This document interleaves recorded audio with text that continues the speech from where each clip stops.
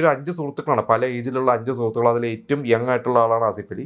ഇതിലത് തുടക്കം കാണിക്കുന്നുണ്ട്. അതിൽ ഇവരുടെ കൂട്ടത്തിൽ സീനിയർ ആയിട്ടുള്ള കലാഭവൻ മണിയുടെ കുട്ടിക്കാലം ചെയ്തതെന്ന് വിഷ്ണു ഉണ്ണികൃഷ്ണനാണ്. പിന്നെ ആ ഒരു സിനിമ തിയേറ്ററിൽ ഇറങ്ങി. ഈ പറഞ്ഞ പോലെ റഹ്മാൻ ട്രാഫിക്കിന് ശേഷം ചെയ്ത ഒരു സിനിമയായിരുന്നു. ഇന്ദ്രജിത്തും ഭയങ്കര ഫ്ലെക്സിബിളായിട്ട്, നമ്മൾ ഇന്ദ്രജിത്തിനെ പറയുകയാണെങ്കിൽ ഇന്ദ്രജിത്തിൻ്റെ ഭയങ്കര കോമഡി റോൾസ് ചെയ്യാൻ ഭയങ്കര താല്പര്യമാണ്. അപ്പോൾ ഇന്ദ്രജിത്തിൻ്റെ ഒരു ക്ലാസ്മേറ്റ്സോ അല്ലെങ്കിൽ ആമർ അക്മൽ ധോണിയൊക്കെ പോലെ ആ ഒരു കുറച്ചുകൂടി വേറെ ഒരു വളരെ കൂളായിട്ടുള്ള ഒരു ഇന്ദ്രജിത്തിനെ നമ്മൾ ആ ഒരു സിനിമയിൽ കണ്ടിരുന്നു.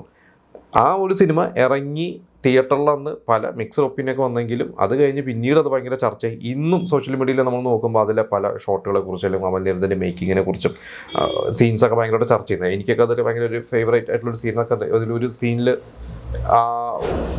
ഒരു നമ്മളറിയാം അമൽനീരത് ഒരു സ്ലോ മോഷൻ്റെ ആളാണ്. അതിലൊരു ആസിഫ് അലി ഇങ്ങനെ സെൻട്രൽ നടന്നു വരുമ്പോൾ രണ്ട് സൈഡിൽ നിന്നും രണ്ടുപേരും, അതായത് കലാഭവൻ മണിയും വിനായകനും ഒരു സൈഡിൽ നിന്നും അപ്പുറത്ത് ഇന്ദ്രജിത്തും റഹ്മാനും ജോയിൻ ചെയ്ത് ഇവർ 5 പേര് ഒരുമിച്ച് വരുന്ന ഒരു സീനൊക്കെ ഉണ്ട്. അതൊക്കെ ഭയങ്കര കയ്യടിക്കായിരുന്നു അന്ന്.